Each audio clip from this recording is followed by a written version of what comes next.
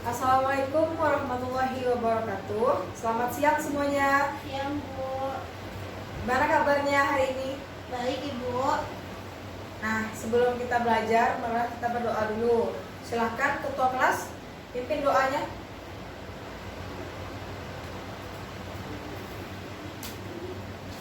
Ini Umi ya. Nah, setelah berdoa, Ibu akan absen dulu. Siapa yang tidak hadir hari ini? Amri, Bu. Amri tidak hadir. Kemana Amri? Sakit, Berarti Amri sakit. Selebihnya hadir semua? hadir. Oke. Nah, sebelum belajar, ada yang tahu apa materi kita pada hari ini? Tahu Apa? gelombang dan cahaya. Ya, yang benar, gelombang cahaya. Jadi hari ini kita akan belajar tentang gelombang cahaya. Nah, sebelum itu Ibu ingin tanya dulu nih sebelumnya. Dari gelombang cahaya itu apa maksudnya? Kan sebelumnya kita ada belajar tentang gelombang bunyi. Nah, sekarang kita belajar tentang gelombang cahaya. Jadi apa itu gelombang cahaya?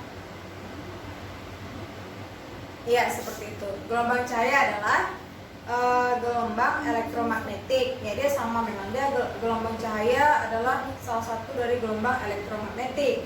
Nah, gelombang cahaya itu sendiri adalah gelombang elektromagnetik yang memiliki panjang gelombang dari sekitar 400 sampai 700 nanometer. Ya, nm itu nanometer.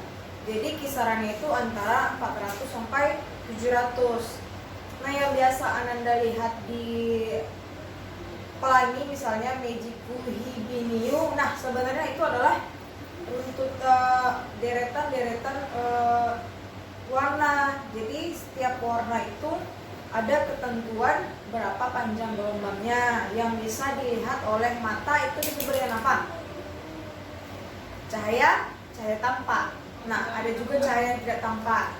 Misalnya contohnya seperti di udara kita sekarang, apakah Anda bisa lihat udara itu warna apa? Tidak. Tapi sebenarnya di udara ini ada yang namanya gelombang cahaya. Nah, seperti tujuan pembelajaran kita pada hari ini, kita akan mempelajari tentang gelombang cahaya, karakteristiknya, kemudian sifat-sifatnya. Nah, setelah itu baru kita menganalisis tentang penjumlahan atau penghitungannya. Nah, yang pertama kita akan tahu tentang karakteristiknya dulu. Jadi kalau karakteristik cahaya ini Ibu contohkan saja seperti kita pada ruangan ini. Kita tidak bisa melihat warna apa udara ini. Nah, itu berarti cahayanya termasuk tuh cahaya yang tidak tampak. Nah, kalau cahaya yang tampak yang bisa dilihat oleh mata telanjang, dalam artian Ananda tanpa bantuan apapun dapat melihat cahaya tersebut. Nah, siapa yang tahu kalau misalnya ini ada kaitannya ya, misalnya api berwarna merah dengan api berwarna biru, manakah yang lebih cepat matang airnya? Biru, kenapa? Gak ada yang tahu kenapa? Karena panjang gelombangnya lebih pendek dari yang biru, lebih pendek daripada yang si merah. Jadi semakin panjang gelombang maka dayanya akan semakin kecil, dan semakin pendek panjang gelombang tersebut maka kekuatannya atau energinya semakin besar. Nah, itu adalah karakteristik dari suatu cahaya. Dia berbanding terbalik ya. Jika dia panjang gelombangnya besar, maka energinya yang dihasilkan kecil. Tapi jika panjang gelombangnya itu pendek atau kecil, maka energi yang dihasilkannya lebih besar. Nah, selanjutnya kita akan mempelajari tentang sifat-sifatnya. Ada yang tahu apa itu sifat-sifat gelombang? Ya, ada berapa? Yang pertama apa? Pembiasan. Ya, benar. Yang pertama pembiasan. Selanjutnya ada difraksi. Ya, ada difraksi. Selanjutnya lagi ada polarisasi. Iya benar, ada polarisasi. Terus ada apa lagi? Ada interferensi dan ada pemantulan cahaya. Itu ada sifat-sifatnya dengan seperti itu. Nah, ada juga sifat cahaya itu yang dapat dilihat, terus arah rambat cahayanya tegak lurus dengan arah getarnya atau arahnya itu transversal ya. Selanjutnya ada juga cahaya memiliki energi, dan juga yang kelimanya tadi seperti itu.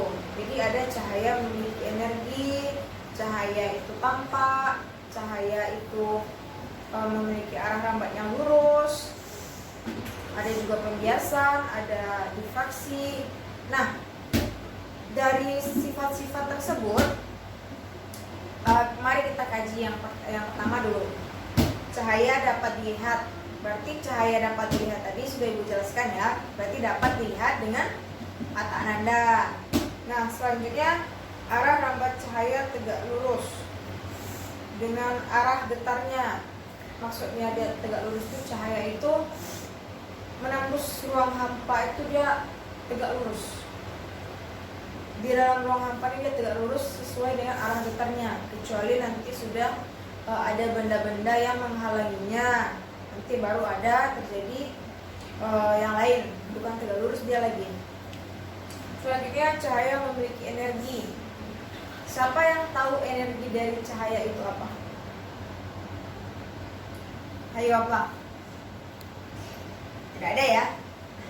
Energi dari cahaya itu bisa dihubungkan dengan foton-foton.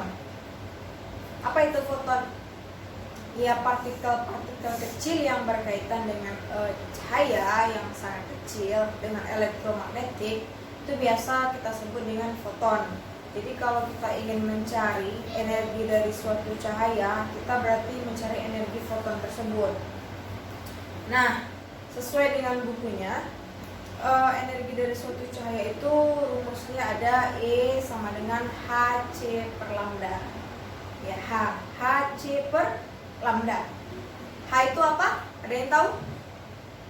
Coba Ananda Leni, apa itu H? Konstanta Planck. Ya, benar sekali, konstanta Planck. Jadi di situ terdapat adanya konstanta Planck. Selanjutnya C. Siapa yang tahu apa itu C? Coba Ananda Doni.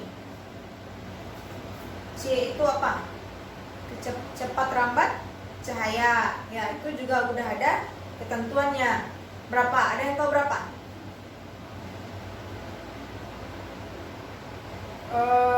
Ananda Edmi. 3 kali 10 pangkat 8. Ya, benar sekali. Jadi ketetapannya adalah 3 kali 10 pangkat 8. Nah, dari si konstanta H dan C dibagi dengan lambda. Disitulah kita biasanya diketahui berapa lambdanya. Misalnya lambdanya dalam satuan, biasanya kalau cahaya dalam satuan Armstrong ya, Armstrong, bulat di atas kayak derajat ya. Armstrong. Jadi biasanya cahaya itu dalam panjang gelombangnya dalam satuan Armstrong. Jadi untuk mencari energi suatu foton tersebut, E sama dengan Hc per lambda. Seperti itu. Nanti ada contoh soalnya yang dikasih. Selanjutnya adanya mengalami pembiasan, interferensi, difraksi, pemantulan, dan polarisasi. Nah, untuk itu Ibu akan bagi per kelompok. Ananda semua ada berapa orang? Ada 20 orang. Nah, jadi ini ada 5. Ada pembiasan, interferensi, difraksi, pemantulan, dan polarisasi. Berarti Ibu akan bagi 4 orang per kelompoknya. Silahkan Ananda diskusikan. Kalau kelompok 1 itu pembiasan, kelompok 2 interferensi, 3 difraksi, kelompok 4 pemantulan, dan kelompok 5 polarisasi. Silahkan Ananda hitung dari kanan 1 sampai 5, 1 sampai 5, ulang lagi 1. Ya, coba mulai dari dari Ananda Leni.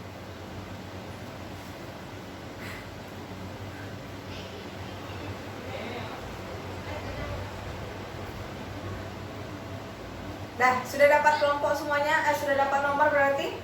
Sudah. 1 sampai 5 berarti kelompok nomor 1 sesama nomor 1, nomor 2 sesama nomor 2 sampai seterusnya, sampai 5. Berarti bikin tempat duduknya satu meja, kelompok 1, kelompok 2, kelompok 3, kelompok 4, kelompok 5, ya.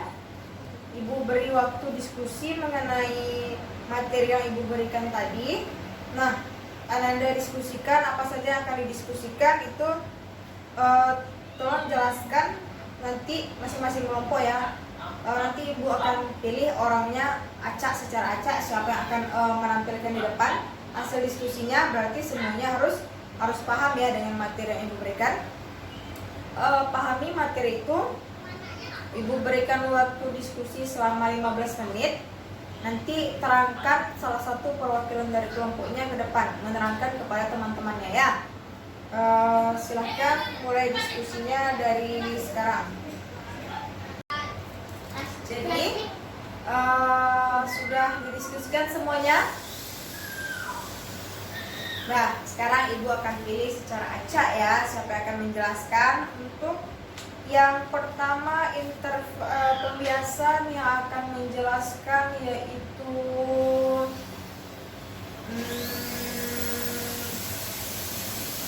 Ananda Rizky tentang pembiasan ya, mewakili kelompoknya. Selanjutnya yang akan menjelaskan tentang interferensi yaitu Ananda Edni, yang akan menjelaskan tentang difraksi yaitu Ananda Doni, yang akan menjelaskan tentang pemantulan yaitu siapa lagi yang belum? Ananda Leni. Dan yang akan menjelaskan tentang polarisasi itu Ananda Eza. Ya, Eza. Nah, sekarang perwakilan dari masing-masing kelompok. Yang kelompok pertama dulu, silahkan Nanda jelaskan di depan. Nanti yang lain disimak ya. Kemudian silahkan bertanya. Pertanyaannya satu saja.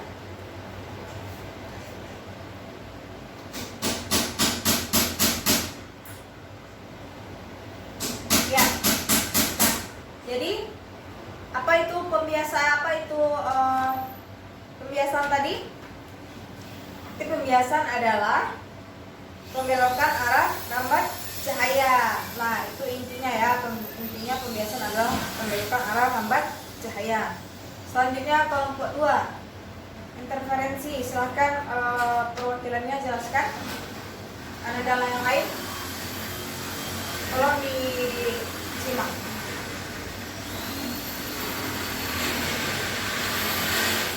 Nah, jadi setelah disampaikan oleh temannya tadi dan ada pertanyaan tanya jawabnya sudah terjawab juga.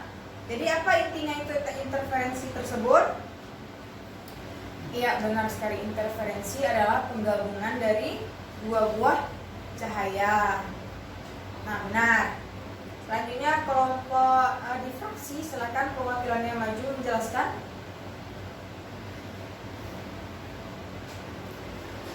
Nah, sesuai yang dijelaskan oleh temannya dan tanya jawab tadi, siapa yang tahu apa itu difraksi? Coba Ananda Zelvia. Ya, benar sekali. Berarti difraksi itu intinya adalah penyebaran cahaya. Ya. Nah, selanjutnya adalah si kelompok pemantulan. Silahkan presentasikan hasil kelompoknya kepada teman-teman.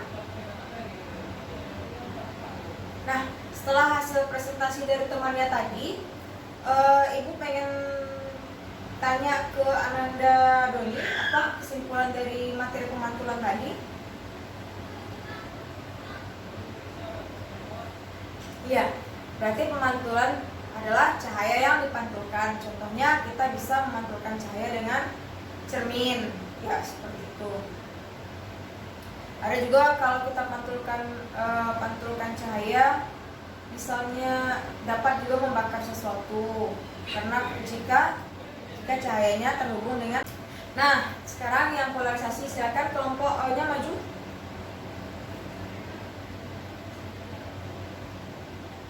Nah, selesai dijelaskan oleh kelompok polarisasi. Ada yang ingin ditanyakan?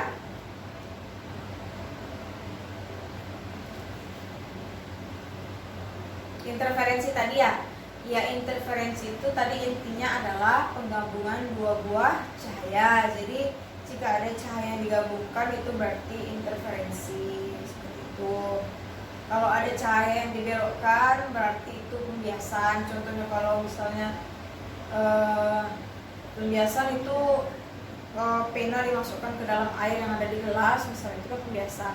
Kalau interferensi kita gabungkan dua buah cahaya, misalnya cahaya merah dengan cahaya biru, misalnya itu terjadinya interferensi suatu cahaya, seperti itu.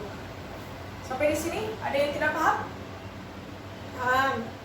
Sudah paham ya? Nah, berarti kita masuk lagi setelah kita diskusi, kita masuk lagi ke hitung-hitungan lagi ya. Hitung-hitungan tadi yang tentang cahaya itu memiliki energi. E sama dengan Hc per lambda. Ada yang belum tahu? Kalau tadi C udah tahu ya. Ada yang tahu? Ada yang belum tahu apa berapa itu H? Konstanta Planck. Ada di bukunya ada. Ya, konstanta Planck itu nilainya 6,6 kali 10 pangkat min 34. Jadi nanti kalau ada soal berarti H sama C ini itu sudah diketahui. Kita tinggal kadang diketahui itu lambdanya, kita masukkan saja ke rumusnya. Tetapi ada juga di soal terkadang lambdanya yang diketahui, energinya yang ditanya, atau si energinya yang diketahui, lambdanya yang ditanya. Bisa jadi seperti itu. Jadi kita tinggal membalikan rumusnya saja. Misalnya Ananda kalau mau cari E berarti tetap Hc per lambda. Tapi kalau misalnya Ananda ingin mencari itu lambda, berarti kita balikan saja rumusnya. Lambdanya ke bagian E-nya ke bawah. Jadi kalau misalnya kita mau cari lambda, berarti rumusnya Hc per E. Cuman pembagian rumus biasa, jadi tidak ada masalah dengan itu. Anda analisis saja baik-baik nanti soalnya. Ibu mau kasih contoh dulu, satu soal.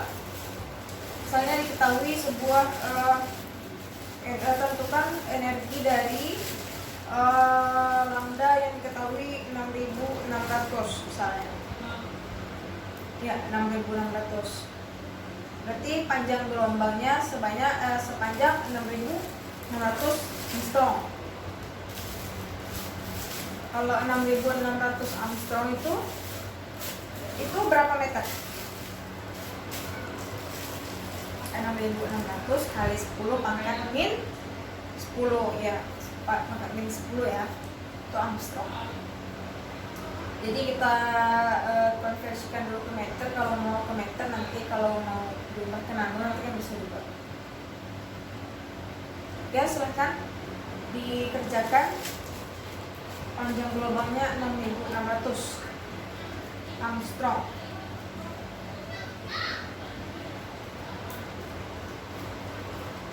Ya, berarti H, Anda tulis saja E sama dengan H sudah diketahui, C juga sudah diketahui, dibagi dengan 6.600 kali 10 pangkat min 10. Ya. Sampai di sini ada pertanyaan? Tidak ada ya? Berarti Ananda sudah paham. Jika misalnya ibu berikan soal, 5 buah soal, Ananda kerjakan di buku latihan. karena waktu kita sebentar lagi habis, jadi itu silahkan dikirim nanti jawabannya ke Google Classroom kita ya. Ibu akan buka itu nanti sampai jam 9 malam. Jadi silahkan dikerjakan karena itu soalnya singkat. Jawabannya cuma pendek-pendek.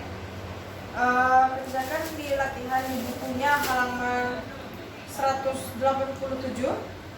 Itu ada 5 soal. Anda bisa kirim via PDF ya, pakai scanner aja, nanti kirim ke Google Classroom kita paling lambat jam 9 malam ya. Sekian mungkin pelajaran kita hari ini. Silakan Ananda simpulkan dulu, yang satu dari perempuan dan satu dari laki-laki. Coba Ananda, yang dari laki-laki Ananda Doni, dan yang dari perempuan ada Ananda Zelvia. Apa kesimpulan pembelajaran kita hari ini? Ya, benar sekali. Selanjutnya Ananda Doni. Ya, jadi kesimpulan dari pembelajaran kita hari ini adalah gelombang cahaya tersebut terdiri dari cahaya yang memiliki panjang gelombang antara 400 sampai 700 nanometer, di mana cahaya itu memiliki sifat-sifat seperti cahaya yang dapat dilihat dengan mata, cahaya memiliki energi, cahaya dapat dibiaskan, terpolarisasi, difraksi, interferensi. Nah, seperti itu. Jadi kita juga bisa mencari energi cahaya tersebut, yaitu energi fotonnya dengan rumus Hc per lambda. Nah, sampai sini mungkin itu saja pembelajaran kita hari ini. Untuk tugas jangan lupa dikerjakan.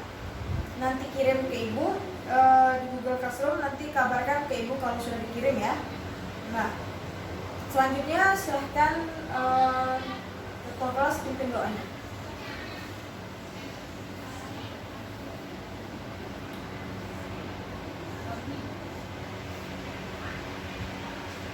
Baiklah, sekian pembelajaran kita hari ini.